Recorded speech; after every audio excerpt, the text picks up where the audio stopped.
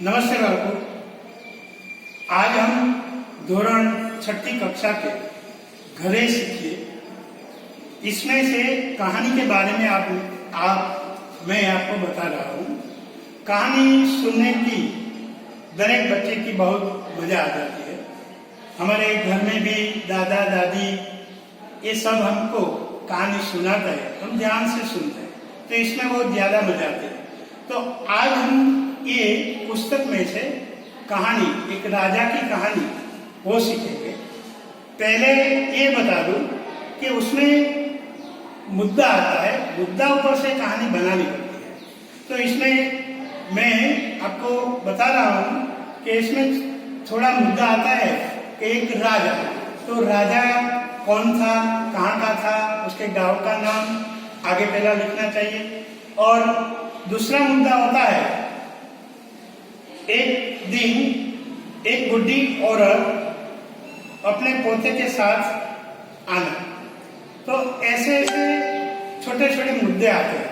तो मुद्दे में से हम कहानी कैसे बना सकते हैं, तो इसके बारे में हमें देखिए। आपके पास पुस्तक है, उसका पेज नंबर 26 ऊपर ये कहानी की शॉर्ट नोट दी गई है, ये देख लेना। तो मैं आपको कहानी सुना रहा हूँ। कहानी सभी लोग बच्चों को बहुत सुनने में मजा आती है।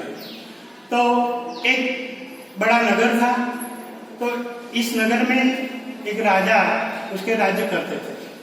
तो एक दिन एक बूढ़ी उसके पोते के साथ राज्य में आई। तो द्वारपाल जो था उसने बुढ़ी को रोक दिया और दोपहर के बाद उसको जाने का मौका मिला। जब उसको जाने का मौका भी मिला तब राजा को मिली और राजा ने बताया कि मेरा बेटा आपके राज्य में सैनिक थे और युद्ध में मारे गए हैं। ये मेरा पोता है, पोता का नाम रामू है। तो ये रामू कुछ काम लेने के लिए आए हैं। मैं चाहती हूँ कि आपको कुछ काम उसको दे दीजिए।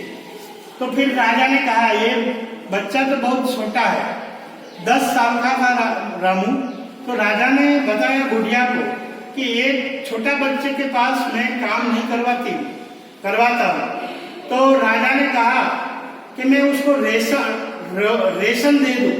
तो बुढ़िया ने मना कर दी, रेशन की जरूरत नहीं है, लेकिन उसको काम करे फिर उसको रेशन लेनी है। तो राजा ने बुढ़िया को बताया कि उसके तो पढ़ने की उम्र है, तो मैं उसके कैसे काम दे सकता हूँ। अच्छा, राजा ने ऐसा कहा कि उसको मेरे राज्य में रख लो और मैं उसके पढ़ाऊंगा। तो बुढ़िया ने बताया कोई बात नहीं, ये आपके राज्य में ही रहेंगे। फिर एक दिन एक सैनिक आया और सैनिक ने राजा को बताया कि पास के एक जंगल है, तो जंगल में जाने की जरूरत है। तो राजा ने कहा कि क्यों, तो कि बाजू नजदीक वाले राज्य के कोई चढ़ाई करने वाला का षड्यंत्र रचा रहा है। तो इसने बताया कि कैसे ये काम हो सकता है। तो सेनापति ने बताया कि ये काम कोई छोटा लड़का है वो ही कर सकता है।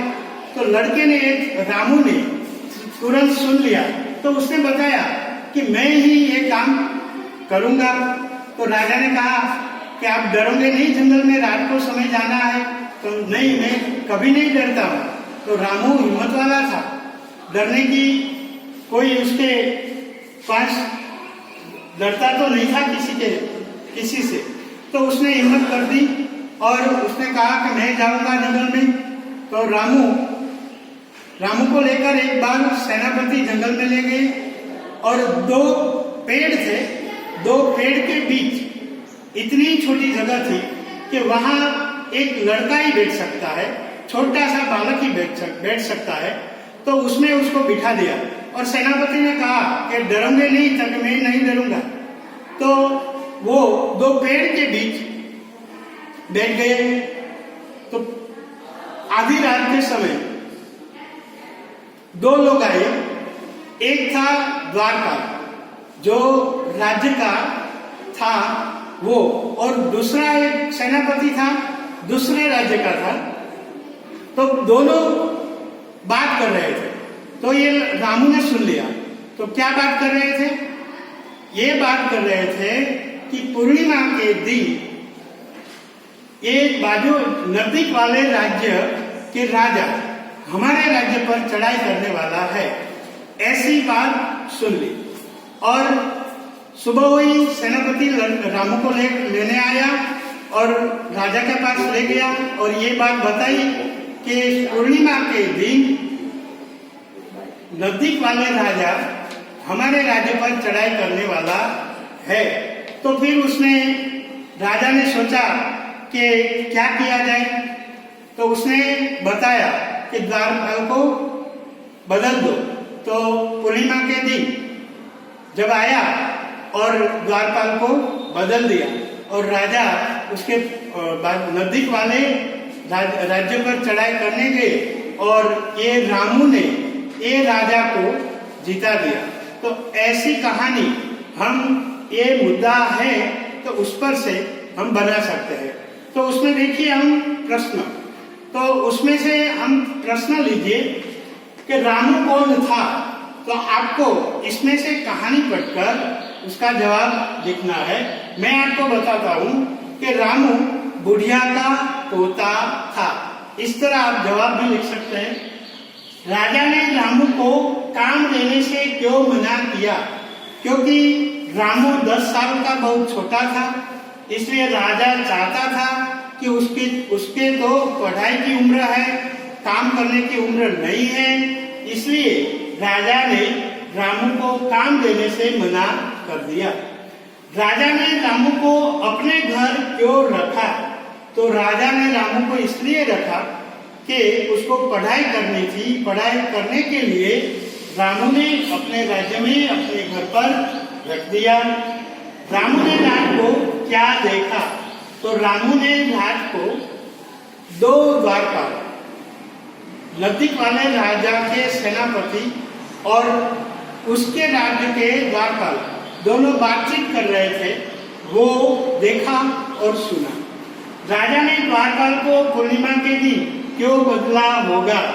क्योंकि दोनों मिल गए थे। हमारे राज्य के राजा का द्वारपाल था, वो दूसरे राज्य के द्वारपाल से मिल गए थे, इसलिए राजा ने द्वारपाल को पूर्णिमा के दिन बदल दिया। तो ऐसे कई भी प्रश्न है, 9 प्रश्न है ये पुस्तिका में। तो आप ये प्रश्न पढ़िए और उसका जवाब भी लिख देना। दूसरे है मातृभाषा में लिखिए। तो हमारी ये मातृभाषा किसको कहा जाता है आपको पता है। मातृभाषा जो में गुजराती भाषा को मातृभाषा बोलते हैं। तो उसमें लिखा है सेनापति। सेनापति का अर्थ गुजराती में क्या होता है? तो सेनापति सैनिक, वो बोला जाता है सेनापति। और द्वारपाल, तो द्वारपाल को गुजराती में क्या बोला जाता है? चौकीदार। और इंतजार, तो इंतजार का अर्थ होता है राह जोवी। और जीत का अर्थ होता है विजय। तो इनमें से कई भी शब्द आप भी लिख सकते हैं और उसका मातृभाषा में अनुवाद आप भी कर सकते हैं। तो आज मैं आपको लेसन में ये देता हूँ कि 5 प्रश्न है, उसके आगे 6, 7, 8 और 9, ये 9 प्रश्न का जवाब आप लिखकर मुझे एक ग्रुप में भेज देना। नमस्ते बालकों।